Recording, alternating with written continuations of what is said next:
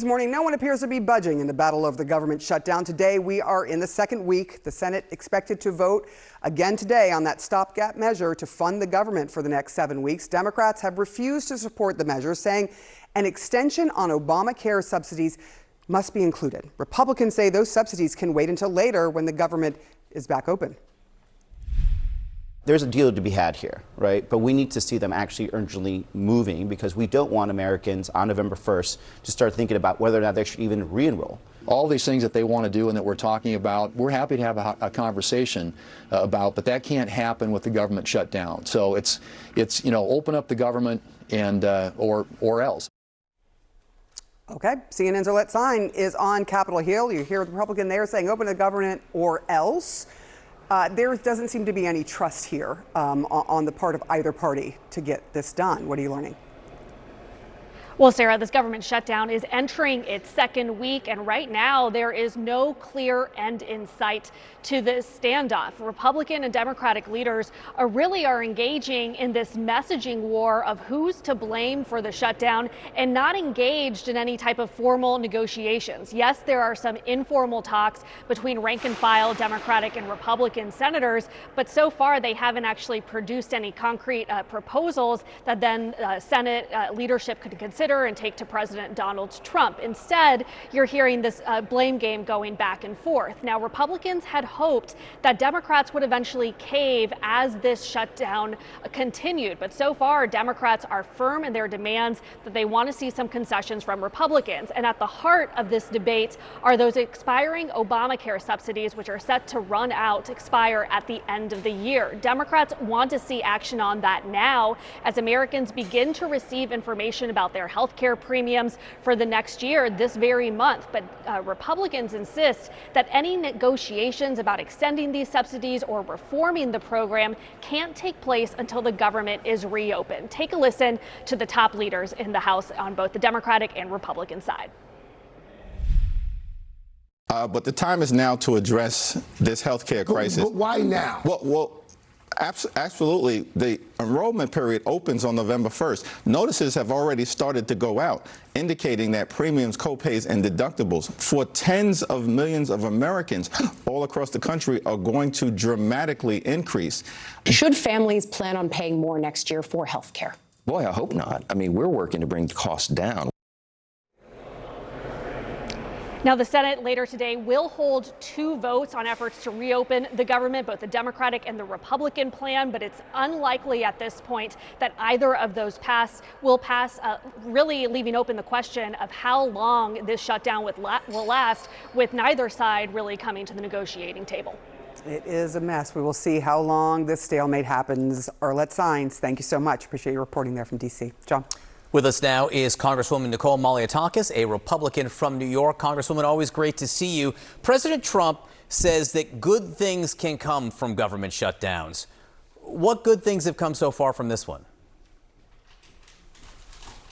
Well, right now, I don't see anything good coming from it. And a matter of fact, I think there's a lot of unnecessary drama here. The Democrats in the Senate have the opportunity to end this today. The bottom line here is this is already a compromise bill. It was negotiated by Chuck Schumer last year, and he voted for it, and the Democrat Senate voted for it and extended it 3 times. There is no reason for us to be having this shutdown right now. And if we don't resolve it by the 15th, our military won't be paid. And so, look, I think that we just need to get this government open. And I will say that I am one of the Republicans in the House who has said we do need to address some of the healthcare issues. No way are we going to accept $200 billion that will make its way to illegal immigrants and non-citizens through the states. We see this in New York all the time. 500,000 people in this country illegally who are receiving those dollars. So what I would say is let's open this government, and then what we can do is a real conversation. And our Problem Solvers Caucus, by the way, made up of Republicans and Democrats, have already been working on this issue related to the subsidies. Again, the health care money goes to reimburse hospitals who give emergency care to illegal immigrants. To illegal immigrants, yes. I understand, but just so people understand, the money goes to the hospitals. It doesn't go directly to the illegal immigrants. I do want to ask you, because the president had frozen counterterrorism funding to New York City and New York. He has restored that. You celebrated the restoration of that funding, correct? Yes, I did. And that was unrelated to the shutdown. This was a case where the Department of Homeland Security came up with a formula. And as a result of this formula, cities like New York had lost funding. In our case, the state lost $187 million, which is obviously unacceptable, with New York being the #1 terror attack. I'm glad that President Trump heard our concerns. I reached out to him personally last week, and within 48 hours, he had reversed this decision made by the Department of Homeland Security. But it goes to point that these agencies have to be much more thoughtful and cautious when they're dealing with something as critical as counterterrorism money. And so I'm happy it was fixed, but I hope the agencies do take note of this, because we're tired of having to go in and reverse things that were made in bad decision. Okay, that's the counterterrorism funding. What about infrastructure funding? Because there is now $18 billion being blocked for tunnels under the Hudson River and the 2nd Avenue subway. How do you feel about that being frozen in the government shutdown? Well, that's directly related to the shutdown, so it's a little bit different. It wasn't a formula in funding, as was the counterterrorism money. What I would say is that, once this shutdown is over, we'll see that money flowing. But it's no different than what we're seeing taking place with women, infant, children.